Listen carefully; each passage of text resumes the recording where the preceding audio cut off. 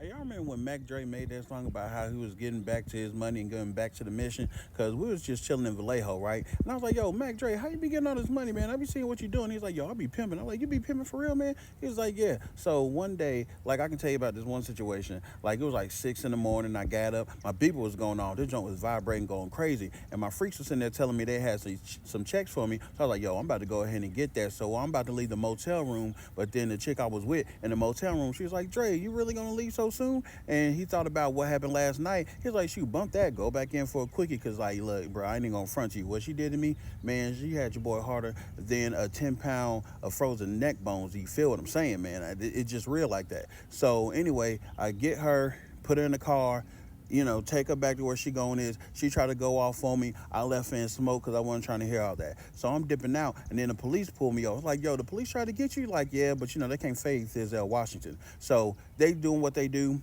and I see that they trying to call for some backup. Now, when they call for backup, that's when I straight up leave. Cause I ain't no sucker. I ain't gonna stick around for it. So I leave them in the dust. Then hit the stove at Sacramento and Tennessee. Go ahead and give me some zigzags and a fifth of Hennessy. So while I'm doing that, right, like I said, I know what's about to go on, and I'm in my Lincoln drinking, danking, and then I sink into the seat, and then I realize I also have this one chick, and she ready to hit the track and go ahead and give me a fat stack of them greenbacks. So I'm gonna put her out there, and then I go to my other one. She got the money for me, and I told her, "Man, I don't want to hear spit. The only thing I want to hear from you is that purse unzip." So as she unzip, give him the money, and he puts her back out there, and he looks at her with his pimpish grin and everything else, and it's like, "All right, love you, baby, whatever." Now I'm playing. He didn't say he loved her, but kicked her out. Then he went on his mission to go ahead and do what he was doing. Now he see one of his other homeboys. Now he got hemmed up by the rollers, and while he's sitting there, but they're like, "Yo, we chose to let him go." And so as he pulls up on him, he's like, "Yo, what's up, Cuddy? Like, what we getting into?